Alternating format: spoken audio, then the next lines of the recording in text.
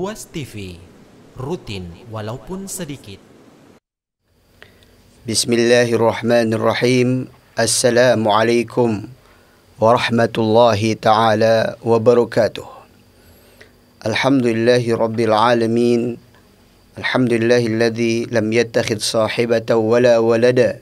Huwal hayyul qayyum, huwal hayyu la yamut, wal insu wal jinnu yamutun. Asyhadu an la ilaha illallah wahdahu la syarika lah, wa asyhadu anna Muhammadan abduhu wa rasuluh. Amma ba'd. Para hadirin hadirat pemirsa Ruas TV yang dimuliakan oleh Allah Subhanahu wa taala. Alhamdulillah pada kesempatan hari yang berbahagia dan berberkah ini kembali kita dipertemukan oleh Allah Subhanahu wa taala dalam rangka untuk menambah keilmuan kita, mengkaji Al-Qur'an, menambah keimanan dan amal soleh kita insyaallah. Nah, pada kesempatan hari yang berbahagia ini, insyaallah kita akan melanjutkan pembahasan kajian tadabbur Al-Quran, masih terdapat dalam Al-Quran surat At-Taubah, yaitu faidah-faidah yang utama dan berkah dari Al-Quran surat At-Taubah. Para hadirin hadirat pemirsa Ruas TV yang dimuliakan oleh Allah Subhanahu wa taala. Mari kita siapkan kondisi yang terbaik, catatan yang terbaik. Mudah-mudahan kita mendapatkan ilmu yang bermanfaat, ilmu yang berberkah, mendekatkan diri kita kepada Allah Subhanahu wa taala insyaallah. Nah, pada kesempatan hari ini temanya adalah strategi dan diplomasi Rasulullah SAW, yaitu faidah-faidah dari kemenangan Perang Badar dan Perang Tabuk. Para hadirin yang dimuliakan oleh Allah Subhanahu wa taala. Nah, ini ilustrasi bagaimana ya peperangan pada zaman dahulu. Ada kuda, ya ada unta, ada tombak dan ada pedang. Syekh mengatakan ja'at hadhihi surah al-mubarakah fi tartibil mushaf ba'da al-anfal ghazwah badar ma'ana al-waqt nuzuliha ba'da ghazwati tabuk wa dhalika yata'ammal al-qari al-farq baina ghazwatain wa asbab nasr fiha. Para hadirin hadirat pemirsa Ruas TV yang dimuliakan oleh Allah Subhanahu wa taala. Kalau kita melihat secara seksama, membuka mushaf Al-Qur'an kita, maka kita akan mendapati bahwasanya secara rentetan, tertib, ya, urutan, ya, ayat-ayat atau surat-surat dalam Al-Qur'an, maka surat At-Taubah ini merupakan surat yang ke-9 yang berada secara letak, ya, setelah surat Al-Anfal, yaitu yang ke-8. Jadi Al-Anfal dulu 8, kemudian ke-9 adalah At-Taubah. Yang mana Al-Anfal itu sudah kita bahas sebelumnya kan, terkait dengan peristiwa perang yang pertama, yaitu Perang Badar Kubra pada tahun 2 Hijriah yang dimenangkan oleh Rasulullah dan para sahabat kaum muslimin. Para hadirin hadirat pemirsa Ruas TV yang dimuliakan oleh Allah Subhanahu wa taala.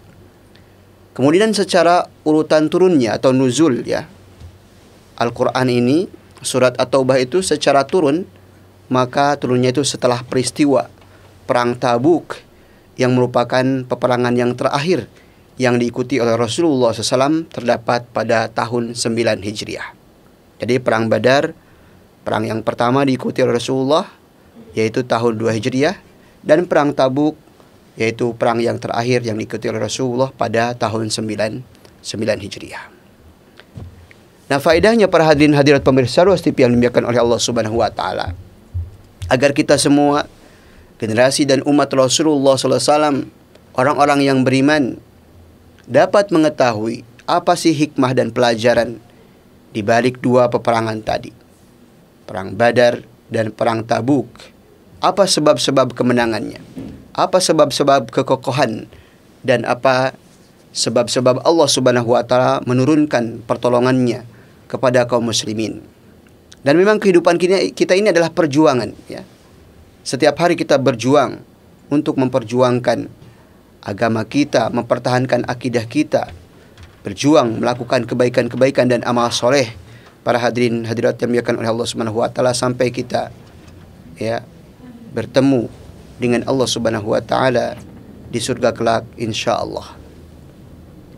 Nah, para hadirin dimuliakan oleh Allah Subhanahu wa taala.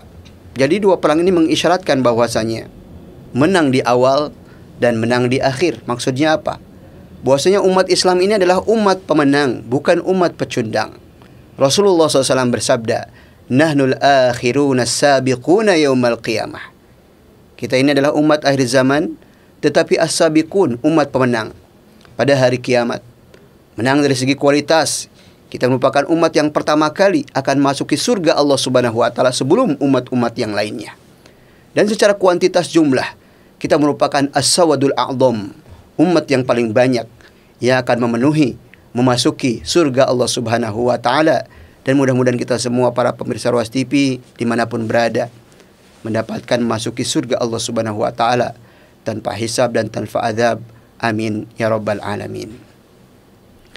Kemudian perhatian oleh Allah Subhanahu wa taala, tidak mengapa kita kembali merefresh ya, mengingatkan kembali terkait dengan sejarah singkat ya, perang Badar. Sebagaimana kita sampaikan tadi, perang Badar ini terjadi pada tahun kedua Hijriah, tepatnya yaitu pada bulan Ramadan ya, tanggal 17 tahun kedua Hijriah. Badar ini adalah salah satu nama perigi atau sumber air yang berada di daerah yang namanya Badar antara Madinah dan Makkah. Itu jaraknya itu ya kurang lebih 152 km ya dari Madinah ke Badar tersebut. Oleh sebab itu perang ini disebut perang Badar ya, karena di sana ada sumur-sumur dalam tempat tersebut yang disebut dengan sumur Badar. Apa sebabnya para hadirin oleh Allah Subhanahu wa taala? Yaitu ketika kafilah perdagangan ya, kafilah dagang rombongan perdagangan orang-orang kafir Quraisy yang dipimpin oleh Abu Sufyan ibn Harb ya. Jadi pimpinannya itu Abu Sufyan ibn Harb.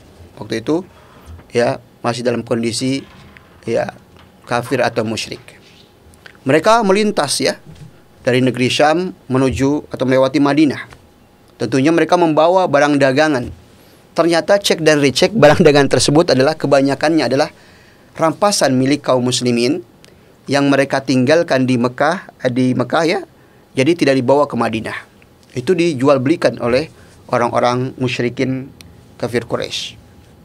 Ya, ketika melintas ke Madinah, maka Rasulullah SAW mengajak atau menyuruh para sahabatnya untuk mencegat kafilah tersebut. Mengapa? Karena barang-barangnya adalah milik mereka.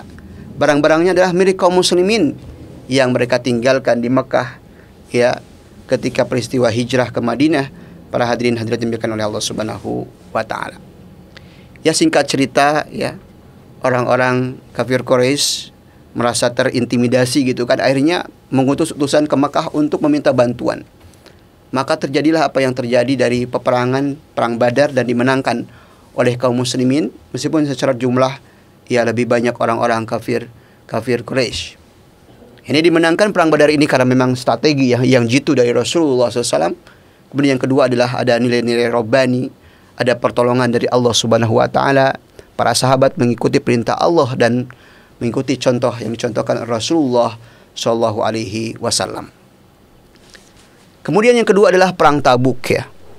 Yang kita sampaikan tadi bahwasanya ini perang yang diikuti Rasulullah yang terakhir kalinya. Ya. Setelah itu Rasulullah meninggal dunia. Nah, perang Tabuk ini terjadi pada musim panas paceklik gitu ya. Panas yang sangat para hadirin oleh Allah yang sangat terik. Yang mana musim panas itu kalau di Mekah Madinah ya, di Jazirah Arab secara umum itu adalah musim panen ya. Musim panen apa? Musim panen kurma ya. Jadi kurma itu lagi ranum-ranumnya siap dipanen, dipetik para hadirin hadirat yang dimuliakan oleh Allah Subhanahu wa taala. Nah, perang Tabuk terjadi pada tahun ke-9 Hijriah. Di wilayah Tabuk kalau dari segi jarak yaitu kurang lebih ya 683 km dari Madinah. Bayangkan ya, Rasulullah dalam usia kurang lebih 62 tahun jalan kaki berjalan ya ke Tabuk kurang lebih 683 km. Luar biasa ya kekuatan Rasulullah dan para sahabatnya. Apa sih pemicu perang Tabuk ini? Apakah karena memang kaum muslimin suka perang? Tidak seperti itu para hadirin hadirat yang dimuliakan oleh Allah Subhanahu wa taala. Islam, kaum muslimin, Rasulullah mencintai yang namanya perdamaian, mencintai yang namanya keamanan. Tapi ternyata pemicunya, sebabnya adalah Heraklius memimpin pasukan Romawi, terutama Romawi Timur ya, untuk balas dendam karena mereka kalah pada peperangan Mu'tah yaitu tahun ke-6 Hijriah. Perang Mu'tah Orang Romawi kalah katanya. Ayo kita balas dendam 2 tahun selanjutnya, yaitu pada tahun ke-9 Hijriah. Tapi apa yang terjadi, ternyata orang-orang Romawi ya belum berperang dengan pasukan kaum muslimin sudah lari duluan ya. Mereka dipermalukan ya di depan Heraklius ya. Makanya Heraklius sebagai kaisarnya, rajanya gitu ya, dipermalukan, murka, marah. Karena tentaranya yang jumlahnya kurang lebih 200.000 tentara itu dikalahkan, dipermalukan oleh tentara kaum muslimin yang jumlahnya kurang lebih hanya 3.000-an pasukan kaum muslimin dalam satu penjelasan. Padahal dia sangat pongah. Ini Heraklius mengatakan katanya, tentara kita ini, tentara Romawi mampu mengalahkan tentara Persia yang sekarang daerah Iran ya. Persia juga sama dengan Romawi, mempunyai kekuatan yang mirip-mirip dengan negara-negara superpower pada waktu itu, 2 imperium yang sangat besar. Maka katanya mustahil pasukan Romawi ini akan dikalahkan oleh orang-orang barat, orang-orang Arab, maaf. Orang Arab yang waktu itu belum berperadaban katanya, masih barbar. Orang yang berpindah-pindah ya dari satu gurun ke gurun yang lainnya. Gak mungkin katanya akan kalah. Ternyata apa yang terjadi ya, belum bertemu dengan pasukan Rasulullah, mereka baru mendengarkan bahwasanya pasukan Rasulullah ini sangat kuat, berjalan jaraknya jauh, menaklukkan beberapa kabilah-kabilah Arab yang dilewatinya. Mereka sudah kocar-kacir kabur duluan, para hadirin dimuliakan oleh Allah Subhanahu wa taala. Maka mari kita menilik sedikit apa yang disampaikan oleh Al-Qur'an kaitannya dengan peperangan Tabuk, para hadirin dimuliakan oleh Allah Subhanahu wa taala. Yang pertama, dalam Al-Quran surat At-Taubah ini ada motivasi Qur'ani untuk terlibat dalam perjuangan membela agama Allah Subhanahu wa taala secara umum. Kita semua memang berjuang dalam kehidupan ini. Kulluna du'at. Agama Islam ini adalah agama rahmatan lil alamin, harus diperjuangkan. Terutama dalam peperangan Tabuk. Allah Subhanahu wa taala berfirman dalam Al-Quran surat At-Taubah ayat 38 di antaranya. Ya ayyuhalladzina amanu ma lakum idza qila lakum unfiru fi sabilillahi saqaltum ilal ard. Raditum bil hayati dunya minal akhirah. Fama mata'ul hayati dunya fil akhirati illa qalil. Kita sudah sampaikan tadi kan, peristiwa perang Tabuk ini adalah peristiwa ketika musim panas yang sangat terik, musim yang sangat cocok untuk memanen kurma yang sangat ranum.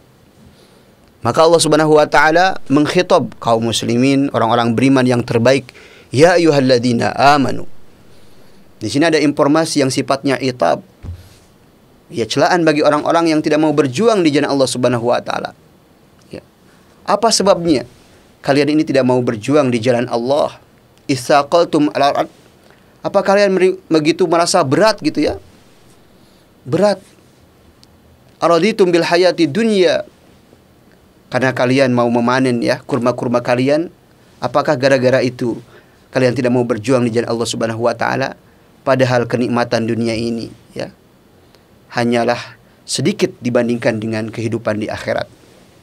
Surga yang tiada tara kenikmatan di dalamnya, tak terbatas kekal di dalamnya, yang namanya makanan, minuman, buah-buahan. Apa yang kita inginkan dari hawa nafsu kita dalam tanda kutip, itu semua ada dalam surga dan tak terbatas nilainya. Adapun dunia ini, kita makan 1 piring, 2 piring sudah kenyang, sudah puas ya. Kita minum ya tidak sampai 1 liter, 2 liter sudah ya kita merasa puas. Tapi di akhirat kelak ya, dilipat gandakan kenikmatan tersebut bagi orang-orang yang bersabar di dunia ini untuk berjuang di jalan Allah Subhanahu wa taala. Itulah motivasi Qur'ani. Kemudian yang kedua adalah surat At-Taubah ayat 39. Illa tanfiru yu'adzibkum 'adzaban alima wa yastabdil qauman ghairakum wa la tadurruhu syai'a wallahu 'ala kulli syai'in qadir. Allah berfirman, kalau kalian tidak mau berangkat, tidak jadi masalah dalam tanda kutip. Di sana ada ancaman. Di sana ada sanksi. Di satu sisi kalian akan digantikan oleh kaum, oleh kelompok, oleh orang-orang yang terbaik atau lebih baik daripada kalian. Para hadirin hadirat dimuliakan oleh Allah Subhanahu wa taala. Maka ini kesempatan yang telah dibuka oleh Allah Subhanahu wa taala untuk berjuang. Dan itu sama sekali tidak akan memudaratkan ya kekuasaan Allah Subhanahu wa taala sedikit pun, dan Allah Subhanahu wa taala Maha mampu, Maha kuasa terhadap segala sesuatu. Kemudian yang ketiga adalah At-Taubah ayat 123. Ya ayyuhalladzina amanu qatilul ladzina yalunakum minal kuffari wal yajidu fikum ghildah wa'lamu annallaha ma'al muttaqin. Perintah untuk berjuang ini adalah perintah sampai titik penghabisan. Perang Tabuk ini membuktikan bahwasanya para sahabat adalah orang-orang yang mulia, orang-orang yang setia terhadap perintah Allah dan Rasulnya, dibuktikan dengan peperangan yang terus diikuti, mulai dari perang Badar sampai perang Tabuk yang terakhir bersama Rasulullah SAW. Realisasi sam'an wa ta'atan hingga akhir. Kalau bahasa ya ABRI atau Angkatan Bersenjata Indonesia ini, istilahnya setia sampai akhir. Para hadirin hadirat dimuliakan oleh Allah Subhanahu wa taala. Kemudian Al-Qur'an juga berbicara terkait dengan perang Tabuk ini, bahwasanya di sana ada celaan Al-Qur'an untuk orang-orang yang berpaling, tidak mau turut andil terlibat dalam perang Tabuk, baik sengaja maupun tidak sengaja, para hadirin dimuliakan oleh Allah Subhanahu wa taala. Infiru khifafan wa thiqalan wajahidu bi amwalikum wa anfusikum fi sabilillah. Dzalikum khairul lakum in kuntum ta'lamun. Dalam Al-Quran surat At-Taubah ayat 41. Infiru, ya. Berangkatlah kalian berjuang di jalan Allah khifafa wa thiqala, dalam kondisi baik-baik saja, dalam kondisi ringan, nyaman, atau thiqala dalam kondisi berat, ya. Kita berjihad, berjuang bi amwalikum wa anfusikum, dengan harta-harta kalian dan dengan diri-diri kalian, fisabilillah. Nah, padanya oleh Allah SWT, di sana ada orang-orang yang merasa berat, ya. Di antaranya tadi karena katanya musim panen. Akhirnya ada 3 orang sahabat yang diboikot oleh Rasulullah SAW dan sahabatnya, meskipun akhir-akhirnya ya diampuni, diberikan taubat oleh Allah Subhanahu wa taala. Kemudian yang ketiga, bahwasanya perang Tabuk itu adalah momen yang sangat sulit, berat. Maka dalam Al-Qur'an disebut dengan sa'atil usrah. Dalam kondisi yang sulit, dalam kondisi yang sangat panas, jarak yang jauh, perbekalan yang pas-pasan, perhatikan oleh Allah Subhanahu wa taala. Kondisi alam juga seperti itu. Ini merupakan ujian fisik dan mental, ya. Kalau seseorang mau menjadi angkatan bersenjata Indonesia, baik itu misalkan tentara negara Indonesia, angkatan udaranya, kemudian lautnya maupun daratnya, pasti di sana ada ujian fisik, ya. Ada ujian mental. Jarak jauh harus dilewati. Panas, dingin juga harus dilewati. Maka lihatlah, dalam Al-Quran digambarkan At-Taubah ayat 117. Laqad taballahu 'alan nabiyyi wal muhajirin wal ansar alladhina ittaba'uhu fi sa'atil usrah. Jadi perang Tabuk ini adalah fi sa'atil usrah, dalam kondisi ya yang sangat sulit, perhatikan oleh Allah Subhanahu wa taala. Masa-masa sulit karena memang jarak tadi hampir 700 km, bayangkan, ya. Berjalan, siapakah di antara kita yang pernah berjalan misalkan dari ujung pulau Jawa misalkan, ya, Jawa Barat sampai Jawa Timur? Tidak ada. Nah, ini jaraknya kurang lebih 700 kilometeran. Dalam kondisi kekurangan bekal dan lain sebagainya. Bahkan Umar bin Khattab mengatakan, hampir-hampir saja katanya tenggorokan kami ini terputus gara-gara haus dan air sudah habis, para hadirin oleh Allah Subhanahu wa taala. Kemudian yang keempat juga, Al-Quran menggambarkan bahwasanya dibongkarnya kedok pengkhianatan kaum munafikin. Sampai perang Tabuk pun, ya, orang-orang munafik masih terus bercokol, ya. Mereka mengintimidasi, memprovokasi, ya, kaum muslimin yang ingin bergabung, berjuang bersama Rasulullah SAW. Di antaranya dijelaskan oleh Allah Subhanahu wa taala dalam Al-Quran surat At-Taubah ayat 79. Alladzina yalmizuna al-mutawwi'ina minal mu'minina fis sadaqat walladzina la yajiduna illa juhdahum fayaskharuna minhum sahirallahu minhum walahum adzabun alim. Orang-orang munafik itu melihat kaum muslimin, ya, dalam kondisi nyaman, menang, aman, mereka ya kepanasan, mereka benci. Orang beriman mendapatkan kemenangan, kenyamanan. Tapi sebaliknya, kalau orang-orang yang beriman itu mempunyai kekurangan, kelemahan, kekalahan. Mereka berbahagia karena memang orang-orang munafik itu, mereka menampakkan keislaman tapi dalam hatinya mereka dipenuhi kebencian, permusuhan, dan kekafiran kepada Allah Subhanahu wa ta'ala, Rasulnya, dan kaum muslimin. Jadi orang-orang munafik itu orang-orang yang mencela orang-orang yang beriman, yang menafkahkan sedekahnya untuk berjihad, berjuang di jalan Allah Subhanahu wa ta'ala dengan sukarela, seikhlasnya. Kalau kita zaman sekarang ya, sedikit hartanya untuk berinfak, itu diketawakan, dicela, padahal mereka sendiri tidak bersedekah, padahal dinyatakan oleh Allah Subhanahu wa ta'ala. Kemudian kelima, jaminan pahala terbaik dari Allah Subhanahu wa ta'ala bagi orang yang terlibat peperangan, di antaranya perang Tabuk ini.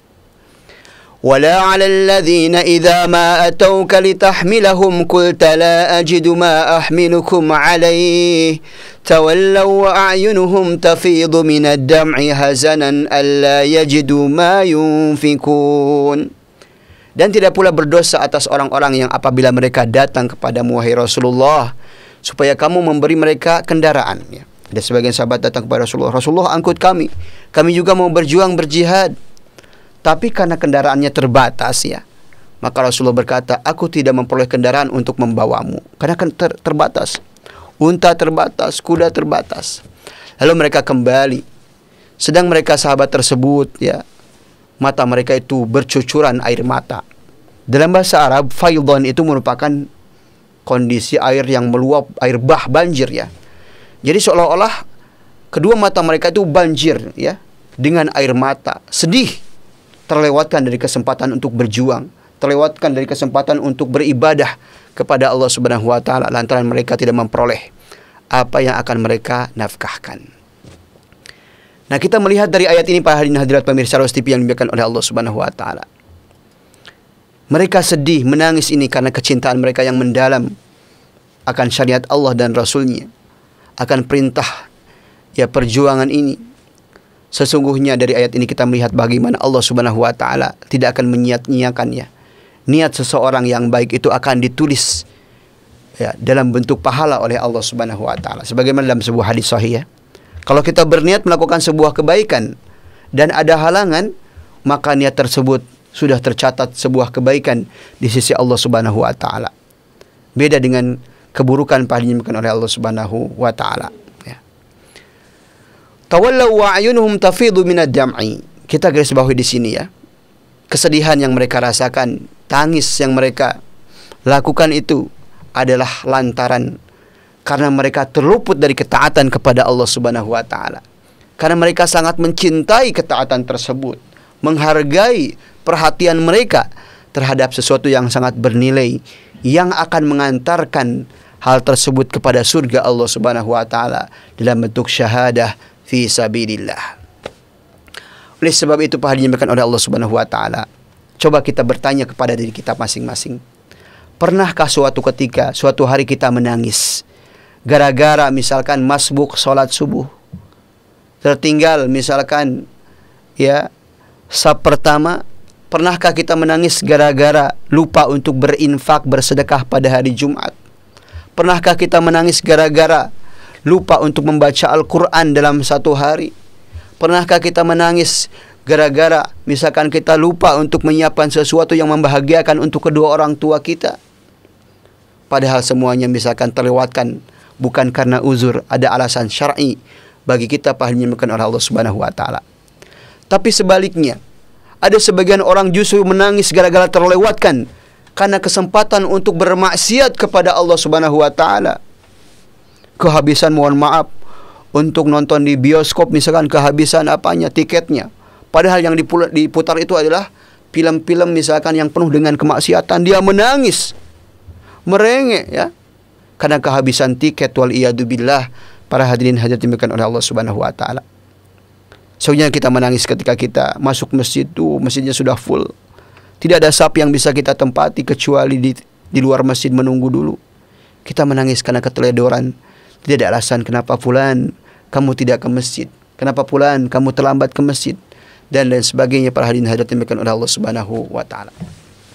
Nah, yang paling penting adalah bagian terakhir, apa sih sebetulnya faktor-faktor ya yang menyebabkan pasukan kaum muslimin itu mendapatkan pertolongan, kemenangan pada peperangan Badar dan perang Tabuk. Apa kuncinya? Apa rahasianya? Nah, kita bisa terapkan dalam kehidupan kita sehari-hari. Karena hidup ini adalah perjuangan, hidup ini adalah ibadah, maka di sana ada kunci-kuncinya. Yang pertama adalah keteguhan hati, keimanan, keyakinan akan pertolongan Allah Subhanahu wa Ta'ala. Ya. Jadi keyakinan ini akan pertolongan Allah Subhanahu wa Ta'ala merupakan bukti kuatnya iman seseorang, sempurnanya iman seseorang yang dimuliakan oleh Allah Subhanahu wa Ta'ala. Kekuatan hati akan menyebabkan kekuatan fisik. Lihatlah Rasulullah SAW dalam usia 62 tahun. Kekokohan imannya ya membuat fisik beliau menjadi fisik yang sangat kuat dan kokoh. Usia 62 tahun kalau sekarang ya, tahun 2022. Itu mungkin kalau usia 60 tahunan sekarang sudah rematik ya. Ke masjid juga sudah pakai tongkat, sholat sudah pakai kursi, sudah di sana ada asam urat ya. Kemudian sebagiannya sudah bongkok, tidak bisa apa-apa. Tapi Rasulullah mencontohkan bahwasanya usia 62 tahun, usia tua itu tidak menunjukkan ya fisiknya lemah, tapi didorong oleh kekuatan semangat yang tinggi, yaitu keimanan. Jadi keimanan dan keyakinan ini sangat penting. Para hadirin hadirat dimuliakan oleh Allah Subhanahu wa Ta'ala. Mengapa seseorang mampu melaksanakan haji, umroh, padahal mungkin hartanya pas-pasan? Karena dia yakin akan rizki pertolongan dari Allah Subhanahu wa Ta'ala. Kemudian sebab kemenangan yang kedua adalah adanya kekuatan zikir para hadirin dimuliakan oleh Allah Subhanahu wa Ta'ala. Makanya dalam Islam ini ya, setiap kebaikan pasti ada ibadah zikirnya, ada ibadah doanya. Mulai dari masuk rumah, keluar rumah, naik kendaraan, turun dari kendaraan ya, memakai pakaian, bahkan masuk keluar kamar mandi. Ketika kita tawaf memperbanyak zikir, memperbanyak doa, Rabbana atina fid dunya hasanah wa fil akhirati hasanah wa qina adzabannar.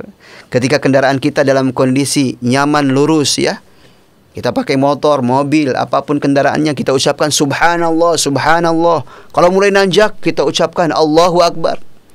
Maka kalau kita menonton ya, serial-serial perjuangan misalkan para pejuang Republik Indonesia, para pahlawan, maka biasanya mereka mengatakan takbir ya, Allahu Akbar, merdeka.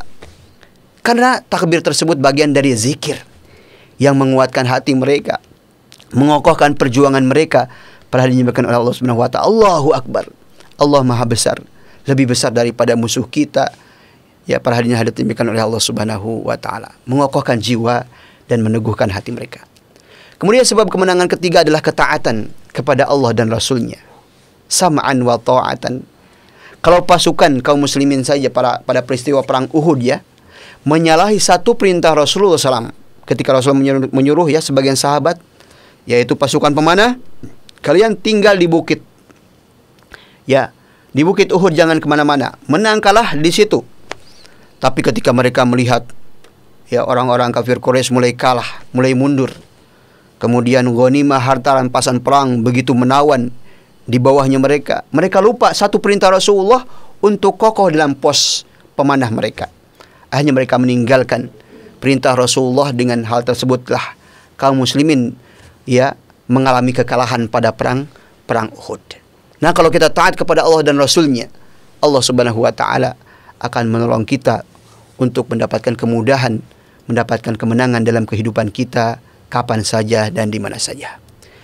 Kemudian yang keempat adalah tidak bolehnya kita berseteru, berbantah-bantahan ketika kita dalam berjuang. Para hadirin hadirat yang dimuliakan oleh Allah Subhanahu wa Ta'ala. Maka untuk menyamakan persepsi dan ide, perlu ada sebuah forum yang bernama musyawarah. Musyawarah ini adalah merupakan ibadah. Musyawarah ini bagian dari perjuangan. Maka kaum muslimin muslimat, para pemirsa Ruas TV, kalau kita punya problem di rumah tangga kita, suami istri, jangan langsung katakan cerai, talak, jangan. Bermusyawarahlah, beristikharahlah. Insyaallah Allah Subhanahu wa Ta'ala akan mendatangkan berbagai macam solusi dari sisi Allah Subhanahu wa Ta'ala. Kita sebagai para pejuang, pengurus misalkan sebuah yayasan, ormas dakwah, ada masalah, jangan berbantah-bantahan. Jangan saling lempar kursi, mohon maaf ya. Saling adu-adu jotos, jangan. Musyawarahkan dengan baik.